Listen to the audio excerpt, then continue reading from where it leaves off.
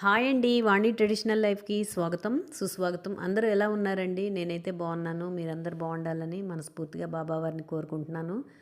ఈరోజు మా పాప కాలేజీ నుంచి వచ్చాక స్నాక్ చేయమని అంటుంది. 2 డేస్ నుంచి అంటుంది అదండి. కొంచెం కొంచెం పనుల వల్ల అవ్వలేదు. అంటే నేనేమో ఎప్పుడూ రెగ్యులర్‌గా తనకి ఎక్కువ ఇష్టమైన జంతికలు చేస్తూ ఉంటాను గుళ్ళపప్పు, వరిపిండితోని.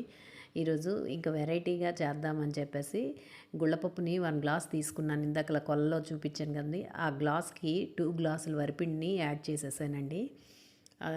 అది చక్కగా ఫైన్ పౌడర్‌ని పౌడర్ చేసేసాను గుళ్ళపప్పు. అందులో కొంచెం వామ్ వేసానండి. అది డైజెషన్‌కి గట్టా బావుంటుంది.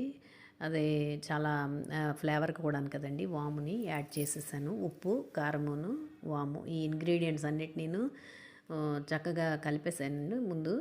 అందులోని కొంచెం వేడి నీళ్ళు వేసేసి కలపాలి. అంటే బాగా గుల్లగాను, క్రిస్పీగా వస్తాయి కదండీ! అలాగా అవన్నీ చేసేసి మన చపాతీ ముద్దలాగాను కలిపేసాను.